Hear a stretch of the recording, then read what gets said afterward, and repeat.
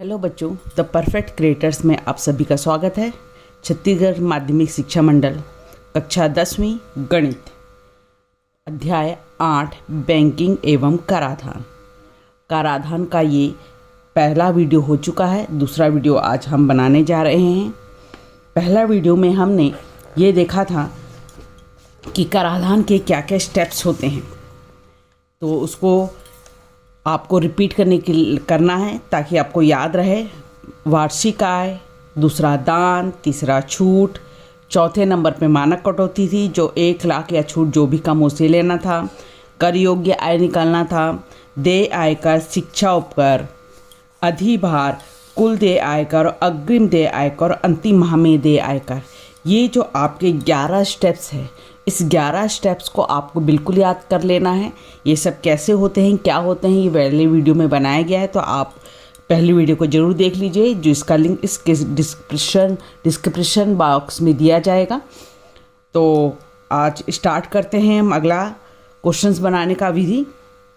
तो हम ले रहे हैं प्रश्नावली 2।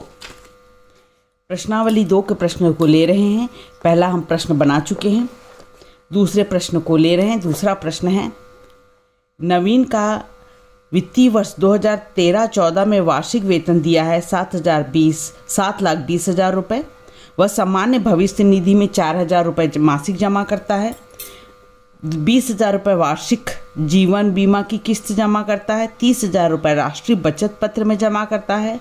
अनाथ आश्रम को 15,000 रुपये दान करता है जो 50% कर मुक्त है। तो उसके द्वारा वर्ष के अंत में देय आयकर की गणना करनी है आपको, और यहाँ पर उसके से संबंधित डाटा भी दिया गया है, सारणी भी दी गई है। सारणी में आपको यहाँ पर दिया गया हुआ है, शिक्षा उपकर भी दिया गया है, और हमको ये बताया गया है कि सभी बचत 1 लाख रुपये तक कर मुक्त है। तो ये हमारा प्रश्न है, प्रश्नावली 2 का दूसरा प्रश्न है ये। उस दूसरे प्रश्नों का हम करने जा रहे हैं। तो स्टेप्स करते हैं बच्चों दूसरे प्रश्न का। तो आपको ये बिल्कुल स्टेप्स को याद रखना है, या तो आप कॉपी में, जैसे पिछले वीडियो में मैंने पहले बताया था, इसके स्टेप्स को एक के बाद एक आप अपनी कॉपी में बीच में खाली जगह जो छोड़ के लिख सकते हैं। कुछ समय की प्रैक्टिस के बाद आपको ये समझ में आ जाता है कि किस स्टेप्स के लिए कितनी जगह छोड़नी है। तो स्टार्ट करते हैं। तो पहला स्टेप्स है बच्चों हमारा वार्षिक आय। तो हम यहाँ पे लिख रहे हैं वार्षिक आय।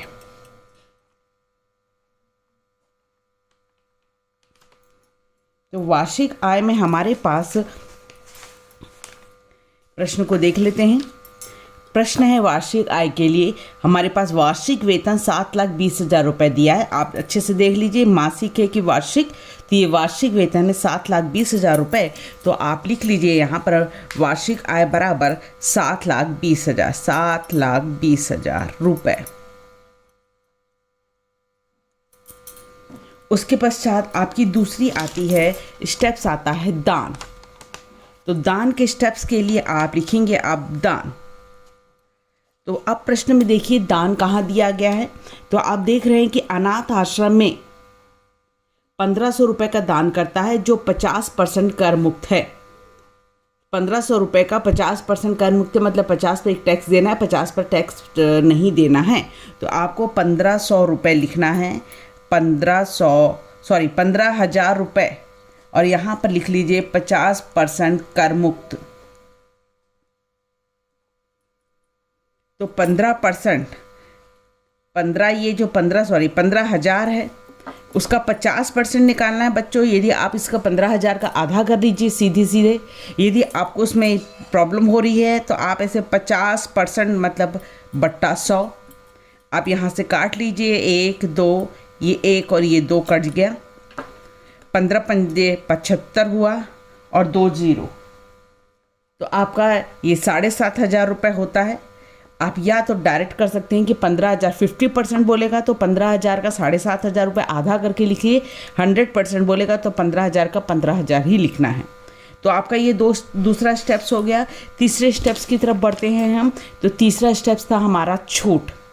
तो अब हम छूट लिखने जा रहे हैं। तीसरा स्टेप्स है छूट। छूट कहाँ कहाँ मिलेगी आपको देख लीजिए प्रश्न में। तो आप देख रहे हैं प्रश्न में कि सामान्य भविष्य निधि में 4,000 रुपये मासिक जमा करता है। तो सामान्य भविष्य निधि में 4,000 रुपये मासिक, तो यहाँ लिखेंगे आप सामान्य भविष्य निधि और लिख लीजिए। तो 4,000 रुपये मासिक है, तो आप 4,000 गुणित मासिक शब्द लिखिए और नीचे 4,000 गुणित 12 कर दीजिए, तो यहाँ हो जाएगा ये वार्षिक। जैसे आप 12 को गुणा करते हैं यानी उसको वार्षिक में बदल दे रहे हैं, तो आप वार्षिक लिख लीजिए। तो ये टोटल हो जाता है आपका 48,000 रुपये वार्षिक। तो ये हो गया पहला। सामान्य भविष्य निधि के पश्चात वो 20,000 रुपये वार्षिक जीवन बीमा की किस्त जमा करता है। तो ये वार्षिक लिखा हुआ है, जिसमें 12 का गुणा करने की जरूरत नहीं है। जीवन बीमा 20,000 रुपये वार्षिक, तो यहाँ लिखेंगे जीवन बीमा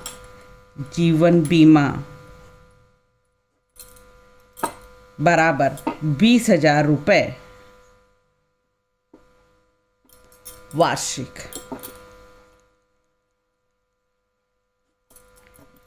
और साथ में वो 30,000 रुपये का राष्ट्रीय बचत पत्र में निवेश कर रहा है। तो राष्ट्रीय बचत पत्र में ईयरली निवेश किया जाता है, वार्षिक निवेश किया जाता है, वो 30,000 रुपये है। तो राष्ट्रीय बचत पत्र, तो आप लिख लीजिए राष्ट्रीय बचत पत्र, और ये है आपका 30,000 रुपये। तो अब आपको क्या करना है, कुल छूट निकालनी है, कुल बचत निकालनी है। तो कुल बचत करके आपको ये तीनों पॉइंट को जोड़ना होगा। आपका पहला आया 48,000,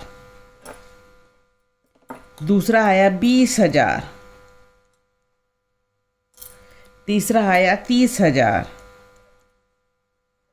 तो टोटल आपका आ रहा है 98,000 रुपीज़। तो तीसरा स्टेप्स निकल गया बच्चों। तीसरे स्टेप्स के पश्चात अब हम चौथे स्टेप्स की तरफ बढ़ते हैं। चौथा स्टेप्स क्या है हमारा, वो देख लेते हैं। तो चौथे स्टेप्स में आपके पास आ रहा था मानक कटौती। क्या लिखा गया है, छूट या 1,00,000 रुपए से जो भी कम हो उसे लेना है, मानक कटौती। तो चौथा स्टेप्स आप लिख रहे हैं मानक कटौती।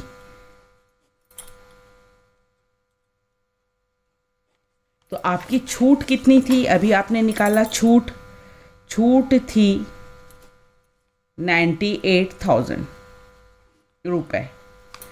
ये 1,00,000 से कम है कि ज़्यादा है, ये 1,00,000 से कम है, इसलिए हमको मानक कटौती भी यही लेना पड़ेगा। लिखिए जो 1,00,000 से कम है, इसलिए मानक कटौती कितनी हुई, मानक कटौती हुई आपकी 98,000। परंतु यदि ये 1,00,000 रुपए से ज़्यादा होता तो आप 1,00,000 रुपए लेते। तो चौथे स्टेप्स के बाद पांचवा स्टेप्स आ रहा है आपका कर योग्य आय। कर योग्य आय का सूत्र क्या बताया गया था, वार्षिक आय में दान घटा दीजिए, मानक कटौती घटा दीजिए। तो आपकी हुई कर योग्य आय।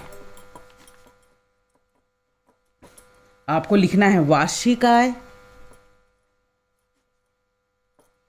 ऋण दान और ऋण मानक कटौती।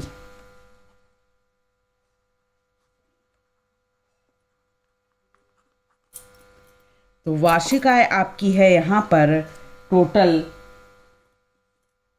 7,20,000 रुपये। दान कर रहा था 7,500, ऋण मानक कटौती थी 98,000। आपने लिख लिया। आप पहले इस ऋण दोनों ऋण वालों को जोड़ लीजिए। तो आपका 7,20,000 रुपये है। दोनों ऋण को आप जोड़ते हैं तो ये आपका आ रहा है 10500।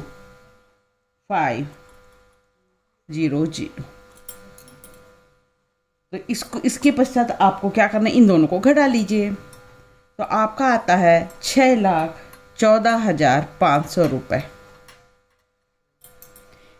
तो इस प्रकार आपकी इनकम थी 7,20,000 रुपये, परंतु आपने दान भी दिया। मानक कटौती के कारण कटने के पश्चात आपको कर देना है सिर्फ 6,14,500 रुपये पर। तो ये आपका स्टेप्स नंबर 5 हो गया। अब आपका आ रहा है स्टेप्स नंबर 6वां, आयकर, देय आयकर। अब देय आयकर कहाँ से देखना है? कर योग्य आय से देखना है, जो और सारणी से देखना है। कर योग्य आय मतलब आप जो स्टेप नंबर 5 में उस पर ध्यान रखना है आपको, उस नंबर को और सारणी से आपको बनाना है। तो देय आयकर यही स्टेप्स मेन होता है बच्चों। आपको देय आयकर ये है, ये नंबर को याद रखना है। अब हमारा यहाँ पर सारणी काम आती है कि हमको सारणी कितनी कैसी दी हुई है। ये सारणी अलग अलग प्रश्नों में अलग अलग दी हुई रहती है बच्चों। तो इस प्रश्नावली में हमारे पास सारणी दी हुई है, देखिए ये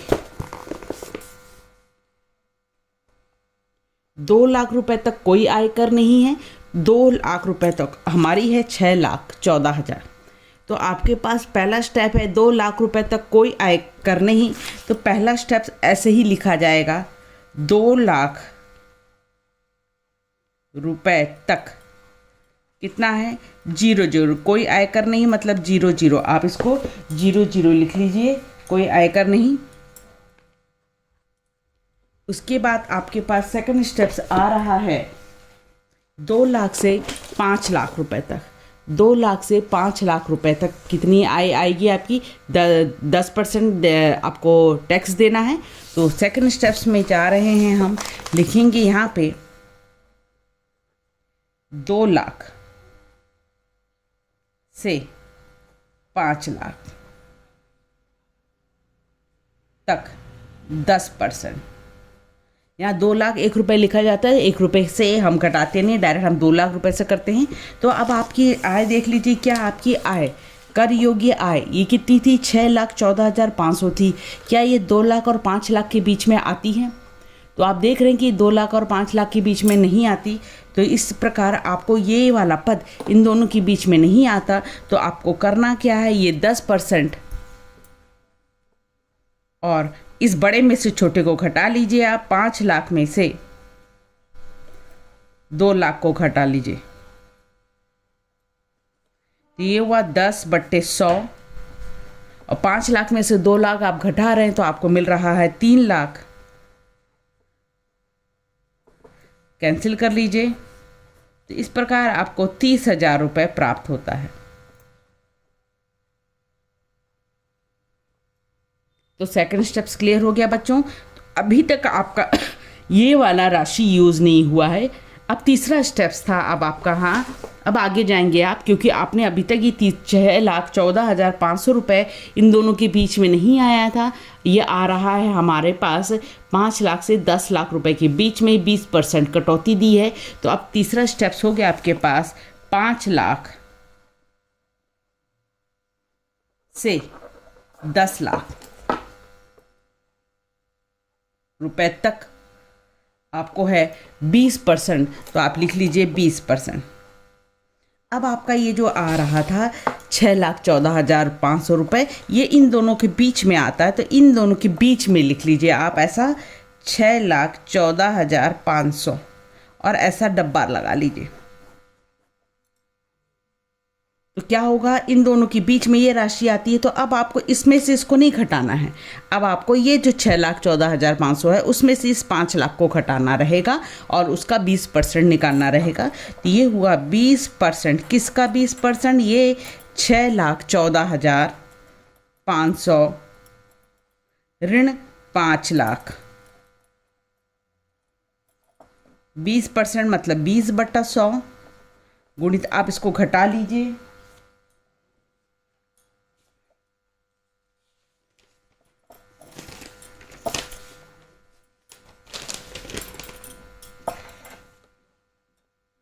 ये घटाने के पश्चात 1,14,500 रुपये आ रहा है बच्चों। तो आप कैंसिल करिए, 1 0 1 0 ये कैंसिल हुआ।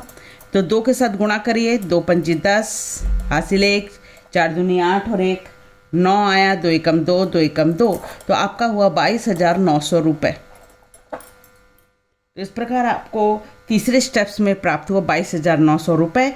तो आपके पास अब आयकर कितना हुआ? देय आयकर। देय आयकर तो पहला वाला था 00 था ही नहीं। दूसरे वाले में हमने 30,000 रुपये निकाला था, तो 30,000 लिख लीजिए आप। उसके बाद तीसरे स्टेप्स में आया था 22,900।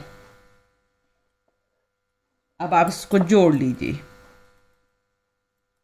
तो 52,900 रुपये आपको आयकर देना है। ये हुआ देय आयकर। तो ये इस प्रकार ही हमारे पास तीसरा स्टेप्स, ये छठवां स्टेप्स कंप्लीट हुआ बच्चों देय आयकर का। सारणी से हमने देखा कि कैसे निकाला जाता है। अब आपको निकालना है शिक्षा उपकर जो देय आयकर का 3% है। तो सातवां स्टेप्स जा रहा है हमारा, सातवां स्टेप्स है शिक्षा उपकर। ये देय आयकर का 3%, देय आयकर का 3%। तो हमने देय आयकर कितना निकाला है बच्चों? देय आयकर है हमारा 3%, मतलब 3/100, और देय आयकर है 52,900 रुपये। आप इसको इसमें स्टेप्स को काट लीजिए और 3 का गुणा कर लीजिए, तो आपके पास 1587 रुपये प्राप्त होता है। तो शिक्षा उपकर के लिए आप 1587 रुपये को दान सरकार को दे रहे हैं। सातवां के बाद आठवां स्टेप्स है अधिभार। हमारे इस बुक में कोई भी क्वेश्चन ऐसा नहीं मिलेगा जिसमें अधिभार लग रहा है, पर क्या है ये आपको पता होना चाहिए। अधिभार को लिखाया था यहाँ पर कर योग्य आय जो स्टेप्स नंबर 5 में आता है वो 10 लाख रुपए से अधिक है तो देय आयकर 10% है। यानी कि आप कर योग्य आय, यहाँ पर देख लीजिए आपकी कर योग्य आय कितनी आई थी। कर योग्य आय आई थी आपकी 6,14,500 रुपये, जो 10 लाख रुपए से कम है। ज़्यादा होगी तो 10% है, कम है तो आपको कुछ भी अधिभार नहीं देना पड़ेगा। तो आप यहाँ लिख लीजिए कि कर योग्य आय, कर योग्य आय हमारी आ रही है 6,14,500, 6,14,500, जो कि 10 लाख से कम है, 10 लाख से कम है। तो अतः उस स्थिति में आपका अधिभार कितना हो जाएगा? अधिभार हो जाएगा 0, नहीं देना पड़ेगा आपको 0। आठवां के बाद नौवां स्टेप्स। तो नौवां स्टेप्स में आप देख लीजिए यहाँ पे कुल देय आयकर वो निकाले थे, आयकर शिक्षा उपकर अधिभार को जोड़कर। तो कुल देय आयकर आपका आएगा, कुल देय आयकर आपको किसको किसको जोड़ना है? आयकर जो आप निकाले थे, शिक्षा उपकर जो आप निकाले थे, और उसमें जोड़ना है अधिभार को। तो आयकर था आपका यहाँ पर 52,900 रुपये, शिक्षा उपकर आ रहा था 1587 रुपये, और अधिभार आपका था 0। तो आप इन दोनों को जोड़ते हैं तो 54,487 रुपये प्राप्त होता है। तो इस प्रकार ये प्रश्न बन गया। तो यहाँ पर ये 10वां स्टेप्स क्यों नहीं आ रहा है? क्योंकि ये अग्रिम देय आयकर है, जो हम यदि प्रश्न में दिया होगा कि वो मनुष्य जो भी जिसके बारे में आज जो आयकर दे रहा है वो हर महीने पहले से एडवांस कुछ इनकम टैक्स डिपार्टमेंट में जमा करता है, तब ये 10वां और 11वां स्टेप्स लगता है। तो इसमें यहाँ नहीं दिया गया, इसलिए 10वां और 11वां स्टेप्स इस क्वेश्चन में नहीं लग रहा है। तो हमारे पास ये प्रश्न नंबर दूसरा हल हुआ। अब हम करने जा रहे हैं प्रश्न नंबर चौथा। तो प्रश्न नंबर चौथा के लिए देख लीजिए यहाँ पर आप क्या है। मैंने लिया है प्रश्न नंबर चौथा, वित्तीय वर्ष 2014-15, उसके लिए आपको सारणी नीचे दी गई है। किसी बैंक कर्मचारी की मासिक आय मकान किराया भत्ता छोड़ के, यहाँ पर अच्छे से याद देखिए बच्चों, मासिक आय दी हुई है 40,000 रुपये। आपको उसको वर्ष में बदलने के लिए 12 से गुणा करना पड़ेगा। 42,000 रुपये वो वार्षिक अपने सामान्य भविष्य निधि में जमा करता है। 6,000 रुपये अर्धवार्षिक, शब्दों को ध्यान दीजिए, अर्धवार्षिक प्रीमियम LIC देता है। इस प्रश्न में देखिए यदि वर्ष के प्रथम 11 माह के लिए 600 रुपये प्रति माह आयकर देता है, यानी कि वो पहले से 1,600 रुपये हर महीने तक 11 माह तक इनकम टैक्स डिपार्टमेंट में जमा कर रहा है, तो वित्तीय वर्ष के अंतिम माह में भुगतान किए गए आयकर की गणना करनी है। और यहाँ पर लिख दिया है कि अधिकतम 1 लाख रुपए तक आपको छूट मिलेगी। और यहाँ पर आपकी सारणी दी हुई है, नीचे दिया हुआ है अधिभार देय आयकर का 10% जो 10 लाख रुपए से अधिक हो, शिक्षा उपकर 3%। तो आपको ये पूरे स्टेप्स दिए हुए हैं। तो हम बार बार बोल रहे हैं कि यदि आप इस स्टेप्स को याद कर लेंगे जो इस पेज में लिखे हुए हैं, तो आपको बुक के स्टेप्स भी सेम मिलेंगे। तो और आपको करने में आसानी होगी। तो अब हम स्टार्ट कर रहे हैं प्रश्न नंबर चौथा। तो प्रश्न नंबर चौथा में हमको सबसे पहला स्टार्ट होता है, हमको लिखना पड़ता है वार्षिक आय। तो अब आप अपना स्टेप्स याद होने लगा होगा आपको। तो पहला स्टेप्स है वार्षिक आय। तो हमारे पास इस प्रश्न में वार्षिक आय दी हुई है, वार्षिक नहीं मासिक आय दी हुई है बच्चों 40,000 रुपये। तो आपको यहाँ लिखना है 40,000 रुपये मासिक, और उसको नीचे लिखकर 40,000 गुणित 12 रुपये वार्षिक लिखना है। तो ये हो गया आपका 48,000 रुपये वार्षिक। तो इस प्रकार आपको वार्षिक का पहला स्टेप्स हो गया बच्चों। अब दूसरा स्टेप्स की तरफ बढ़ते हैं। दूसरा स्टेप्स क्या था आपका? दान। इस प्रश्न में आप ध्यान से देखेंगे तो वो यहाँ पर मासिक तो हो गया जमा करा था, कितना वार्षिक आय थी उसकी, LIC में पैसा दे रहा है, सामान्य भविष्य निधि में पैसा दे रहा है। इस प्रश्न में कहीं पर भी दान के बारे में कोई भी नहीं दिया गया है, तो यहाँ पर दान लिखकर आप 0 लिख लीजिए। तीसरा स्टेप्स हो गया छूट। छूट के अंतर्गत वो चीज़ आती है जो सामान्य भविष्य निधि, LIC, राष्ट्रीय बचत पत्र में जमा करता है। तो सबसे पहले वो जमा कर रहा है सामान्य भविष्य निधि, और कितना जमा कर रहा है देख लीजिए आप। यहाँ पर जमा कर रहा है 42,000 रुपये वार्षिक। इसलिए शब्दों को अच्छे से पढ़ेंगे। जहाँ जहाँ वार्षिक बोलेगा वहाँ 12 का गुणा करने की ज़रूरत नहीं है, जहाँ मासिक बोलेगा वहाँ पर ज़रूर आपको गुणा करना होगा। तो यहाँ पर हुआ 42,000 रुपये वार्षिक। उसके पश्चात है LIC प्रीमियम देता है वो। यहाँ पर शब्दों को ध्यान से दीजिए, देखिए 6,000 रुपये अर्धवार्षिक है ये। तो यहाँ पर आपको भी लिखना है 6,000 रुपये अर्धवार्षिक। अर्धवार्षिक मतलब आधे साल में वो 6,000 रुपये दे रहा है, तो और पूरे साल में वो कितना देगा, तो आपको कितने का गुणा करना पड़ेगा, इसमें 2 का गुणा करने पड़ेगा जिससे वो वार्षिक में बदल जाए। एक साल में 2 बार दे रहा है वो, तो 12,000 रुपये हुआ आपका ये वार्षिक। तो आपके पश्चात ये हो गया 6,000 रुपये हो गया, और ये तो अग्रिम आयकर पहले से जमा करा था, यानी यहाँ पर छूट के नाम से वो 2 ही है। तो कुल छूट में आपको दोनों को ऐड करना होगा। ऊपर है 42,000। अब ऐड करते वक्त बिल्कुल भी लिखकर ऐड करिए, जिसको जोड़ने और उसमें घटाने में प्रॉब्लम होती है। यदि एक भी नंबर गड़बड़ हुआ बच्चों तो आप इसके आंसर को गलत मिलेगा आपको, और पूरा प्रश्न गलत हो जाएगा। तो ये हुआ 54,000 रुपये। तो आपको कुल छूट मिली 54,000 रुपये। तो ये तीसरा स्टेप आपका क्लियर हो गया कि कुल छूट निकालना है 54,000 रुपये।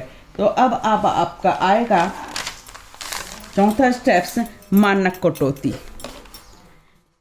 तो मानक कटौती में आपने देखा है, क्या देखा था, क्या याद था आपको, कि मानक कटौती में छूट और 1,00,000 रुपए जो भी कम होती। यहाँ पर छूट कितनी है आपके पास? छूट है 54,000 जो कि 1,00,000 से कम है।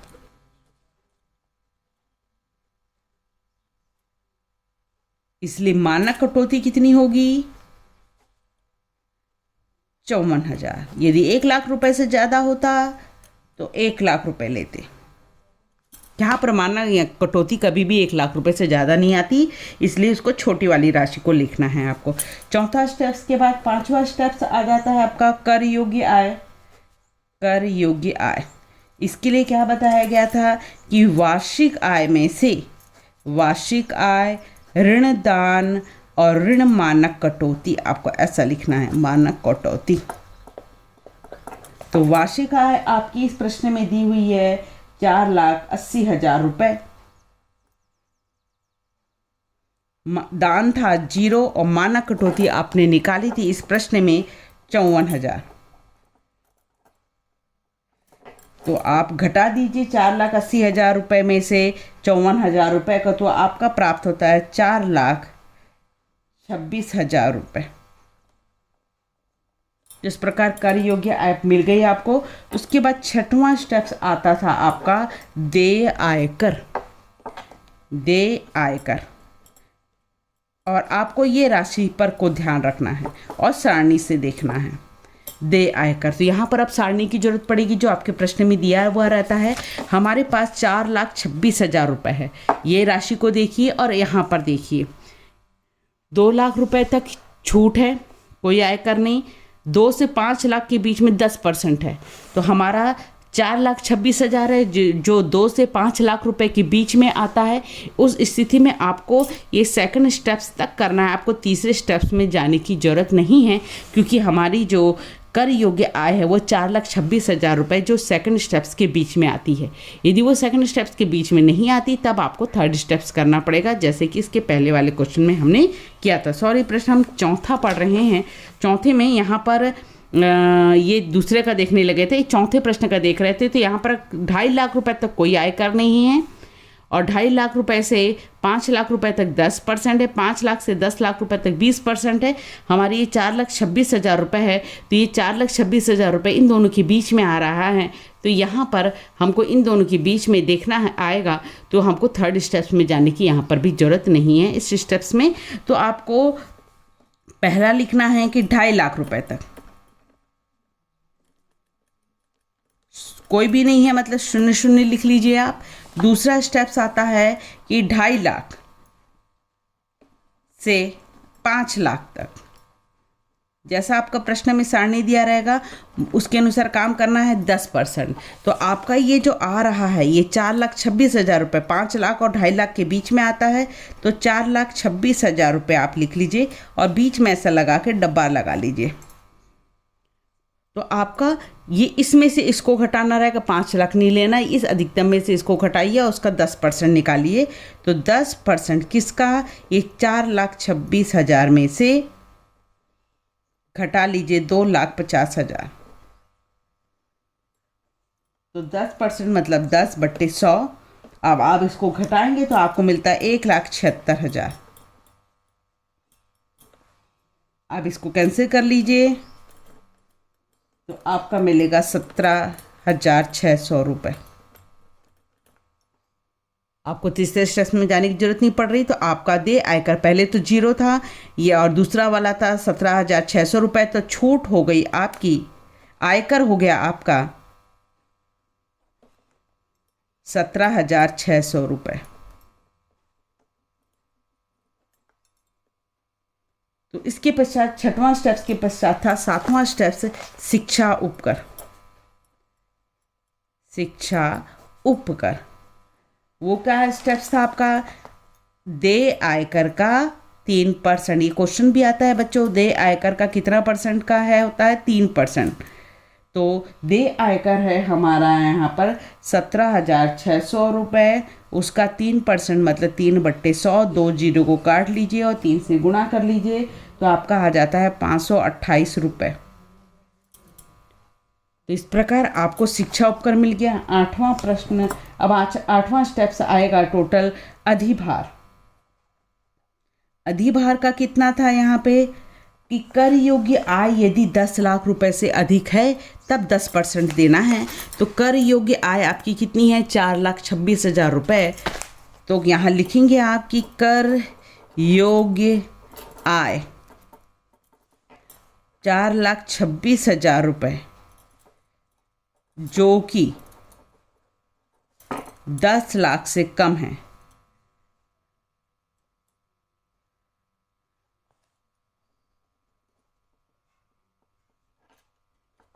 अतः अधिभार कितना होगा आपको, 0 रुपये। 9वां स्टेप्स आया आपका कुल देय आयकर। कुल देय आयकर, और ये किसको किसको जोड़ते थे, आयकर को, शिक्षा उपकर को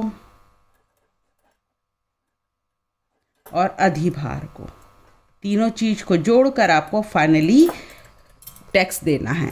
तो आयकर हमारा निकला हुआ है इस प्रश्न में 17,600 रुपये, शिक्षा उपकर है 528 रुपये और अधिभार है 0। इन दोनों को जोड़ते हैं आप तो आपको प्राप्त होता है 18,128 रुपये। ये 9वां स्टेप्स तक हमने पिछले क्वेश्चन में भी किया था, पर इस तो 10वां स्टेप्स आएगा अग्रिम देय आयकर। अग्रिम देय आयकर, और ये होता है मासिक किस्त गुणित माह। तो आप प्रश्न में देख रहे हैं कि इस प्रश्न में 11 माह तक 1,600 रुपये प्रति माह अग्रिम रुपए से जमा किया गया था। तो यहाँ पर मासिक किस्त हुई 1,600 रुपये और ये जमा की गई थी टोटल 11 माह तक। आप इसका गुणा करते हैं तो आपको मिलता है 17,600 रुपये। तो टोटल अब लास्ट में अंतिम माह में देय आयकर, अंतिम माह में देय आयकर, लास्ट महीने में इसको कितना आयकर देना होगा, तो कुल देय आयकर कितना देना था और अग्रिम देय आयकर घटा दीजिए कितना 11 महीने तक जमा किया देय आयकर। तो उसका कुल आयकर था 18,128 रुपये, उसमें से अग्रिम देय आयकर है 17,600 रुपये, घटाने के पश्चात आपको मिलता है 528 रुपये। इस प्रकार बच्चों ये क्वेश्चंस कंप्लीट हुआ। तो इस आज के वीडियो में हमने 2 क्वेश्चंस को किया। उम्मीद करते हैं ये दोनों क्वेश्चंस आपको अच्छी तरह समझ में आए होंगे। आप 2 या 3 बार इस वीडियो को पूरा तरीके से देखिए और उस क्वेश्चन को समझिए और पूरे स्टेप्स को याद कर लीजिए। बहुत इंपॉर्टेंट क्वेश्चन है बोर्ड एग्जाम के अकॉर्डिंग। यदि आपको ये वीडियो पसंद आता है तो इसे लाइक ज़रूर करिए, मेरे चैनल को सब्सक्राइब जरूर करिए। तो अगले वीडियो में अगले टॉपिक में मिलते हैं हम। तब तक लिए बाय बाय बच्चों।